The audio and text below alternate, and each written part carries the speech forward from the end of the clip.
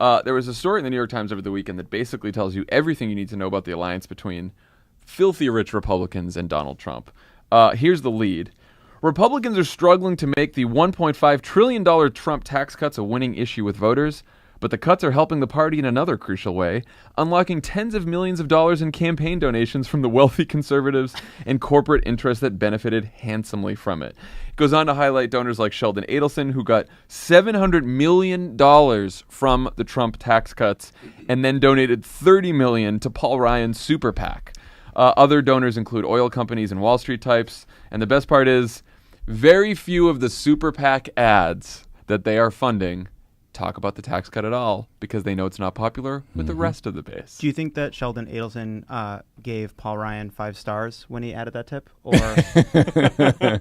I mean, or what? My reaction to this story was like, yeah, no shit, right? Like the Koch brothers aren't good guys. They cut the Republicans huge checks because they get 10x a return on their investments. So they don't even try to hide it. I mean, my favorite part of this story, check it out online. There's a photo of this guy, Corey Bliss, who's the executive director of the elitist super PAC in the story. And it's like someone called him and said, Corey, the New York Times is writing a story about how we're giving away money to fat cats. And he was like, honey, hold my putter while I run down to the club and get my pink tie and my baby blue supper jacket to pose for this photo. This guy looks ridiculous. And it's like, yeah, they just lean into it. They don't give a shit.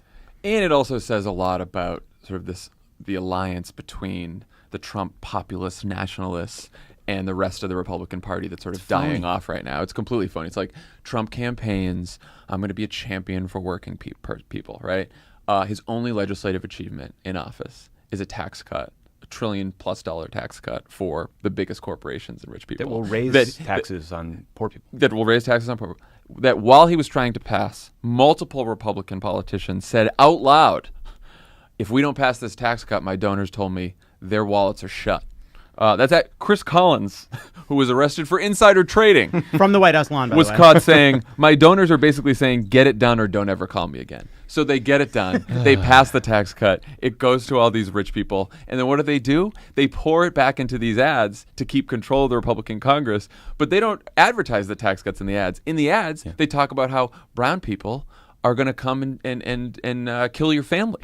They talk about MS-13. They talk about immigration. They talk about all the other things. They don't talk about tax cuts because that's not what the base wants. It's a 3-step process. Step 1, massive unpopular debt finance tax cuts for the rich and deregulation. Step 2, the rich take a tiny portion of it. They fund dishonest campaigns to get Republican voters to go along with the program by using immigrants, black athletes, China, and Democrats with the help of a propaganda network. Step 3, slashing of public goods like education, healthcare, transit, roads, and unleashing of private ills by rewriting rules around pollution, worker safety, corporate transparency, and all the rest. And you know, I was very angry reading it. And you know, we talk a lot about this sort of dirty deal between Paul Ryan and Donald Trump, but it really is that is a side deal to what this is about, which is ultimately the bargain between nationalism and capitalism.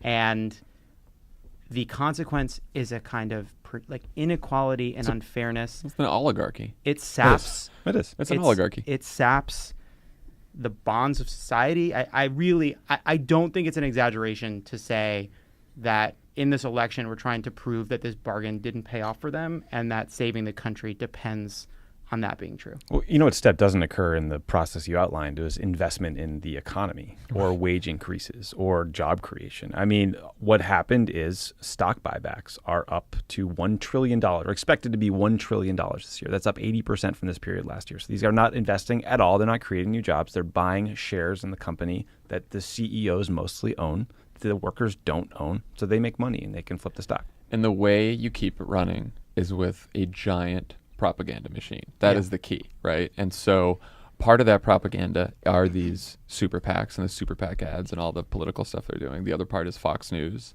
and the media machine that they all run, and Breitbart and all that stuff.